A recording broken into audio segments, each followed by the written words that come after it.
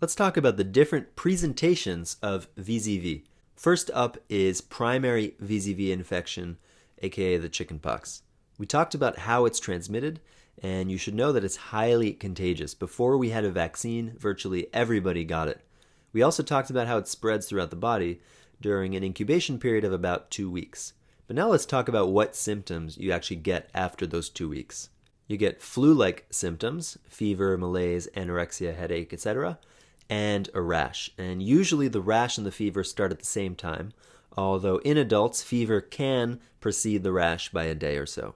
The rash usually starts on the head and chest and then spreads outwards, and it consists of vesicles that are small, raised, fluid-filled lesions, or blisters which are bigger. And the rash is often poetically described as dewdrops on a rose petal, but the rash is by no means lovely. It's very, very itchy or pruritic.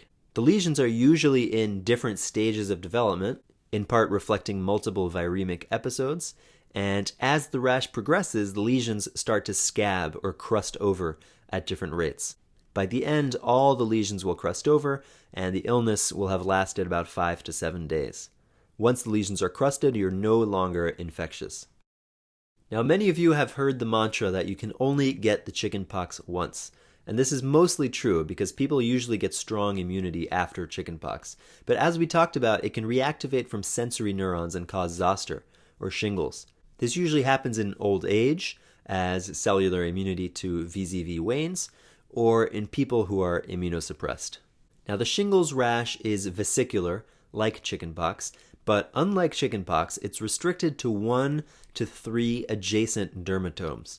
It almost never crosses the midline. Also, unlike chickenpox, it's painful, not just itchy, and that's because the sensory neurons are involved. Patients can actually feel pain in the dermatome before the rash erupts, kind of like what happens right before an HSV reactivation.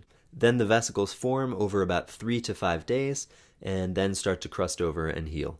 A really big issue is that after the rash heals, pain in the area can continue and last from a month to a year. And that's called post-herpetic neuralgia, and is often worse the older you get. It can actually be a really debilitating illness, especially for people over 60. Also, in contrast to the chickenpox, shingles can recur, sometimes multiple times. Now, there are other complications of zoster besides post-herpetic neuralgia, and you should keep in mind that they're almost always worse in immunocompromised individuals. So first off, if you scratch the lesions, you can get a superimposed bacterial skin infection with something like group A streptococcus. Actually, you can get this with chickenpox as well, which makes sense since the lesions are similar. Second, with zoster you can get ophthalmic involvement, which can be quite serious and even cause blindness. We call this herpes zoster ophthalmicus, which shouldn't be too hard to remember. Now, you might recall that HSV can also affect the eye, and it turns out that in both VZV and HSV, there's infection of the cornea, which we call keratitis, and retina, which we call retinitis. So how can you tell them apart? Well, in VZV, you might see Hutchinson sign, which is when there are vesicles on the tip or on the side of the nose, and those lesions can precede the ophthalmic involvement.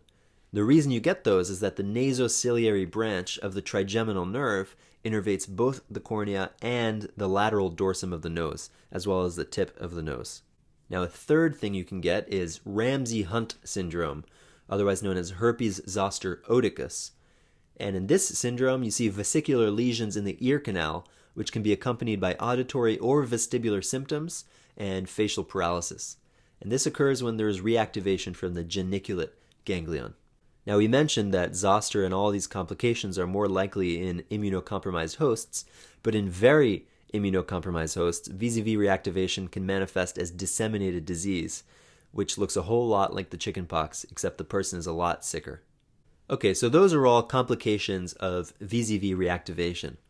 Now, are we done? Not yet. I have one question for you. Do you remember your mother being really happy when you got chickenpox as a kid? Well, maybe you don't, but my mom was super happy. And why is that? It's because if you don't get chickenpox as a kid, then you can get it as an adult. And in that case, the consequences can be much more serious. And the consequences are also much more serious if you get it before you're a kid, when you're still an infant. So what can happen? pneumonia, meningitis, encephalitis, vasculitis leading to stroke, or even death.